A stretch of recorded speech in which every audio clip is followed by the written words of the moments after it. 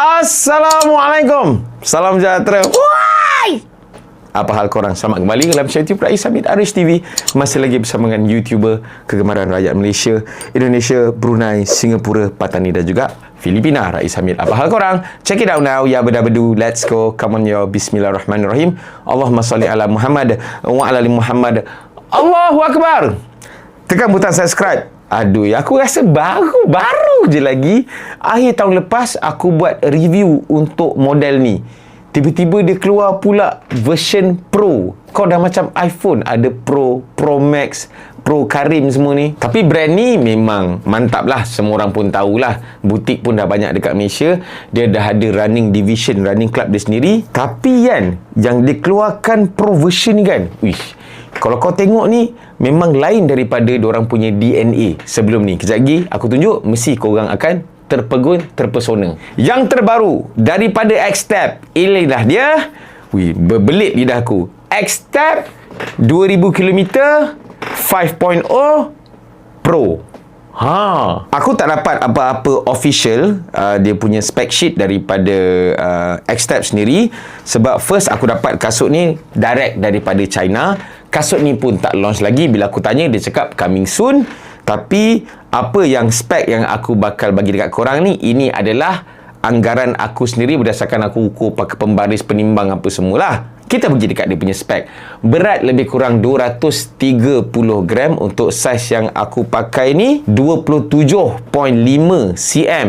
Dia punya stack height dia lebih kurang 40 mm dan drop lebih kurang 8 mm. Dan ini adalah super trainer. Jadi yang mengejutkan akulah perbezaan di antara 5.0 dengan 5.0 Pro.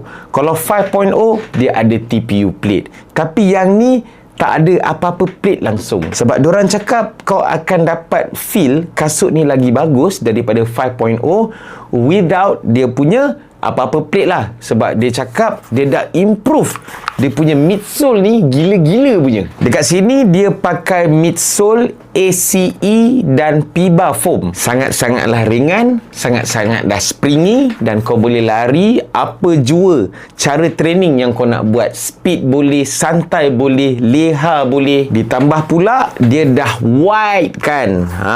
Dia punya apa benda ni kan, binaan dia ni kan. So kaki-kaki besar, kaki-kaki gajah memang sangat-sangatlah sesuai. Sebab dua benda ni dia dah buka sikit dia punya ukuran dekat sini. Jadi kasut ni sangat-sangatlah stable. Kasut ni diorang sarankan dekat sini bukan untuk maraton, of course lah, bukan untuk trail, tapi untuk LSD, untuk kau nak preparation nak masuk race. Dan jarak pun diorang tak sarankan untuk kau buat full maraton. Tapi aku rasa boleh lah buat full maraton. Sebab kasut ni sangat-sangat selesa kot. Dan untuk nak menyocok lagi korang, meracun korang untuk beli kasut ni, okay, first impression aku bila aku pakai, aku buat larian dalam 5 km macam tu, kasut ni dah macam feel Super Blast 2 tau. Dia punya shock absorption dia, dia punya rebound dia, energy return dia, dia punya bagak dia tu, semualah memang rasa macam similar sangat. Bukan 100% sama, tapi similar sangat dengan feel bila aku pakai Super Blast 2. Dan kalau kau tengok juga dekat sini, sekali imbas lah bila kau nampak kan, tak macam DNA X-Tab yang sebelum ni. Betul ke tak betul? Dia memang lain daripada yang lain. Dan buat pertama kalinya dia dah mematahkan semua teori-teori bahawa katanya nak kena ada plate baru kasut tu rasa bagus, boleh speed dan sebagainya. So memang dia percaya 100% dengan teknologi midsole yang diorang bawakan ni. Namun ada juga aduhai, okey. Kenapa cepat sangat tu? Sebab hari tu aku buat live lepas aku lari kan. So aku tunjuk lah dekat viewer live TikTok aku kan. Korang boleh pergi subscribe juga, ataupun korang boleh follow lah aku punya TikTok tu kan. So ada orang ni cakap, kat baru je bulan lepas saya beli yang 2000 km 5.0 kan. Dia keluar pula Pro. Aduh, hai, nak kena cari duit lagi apa kan.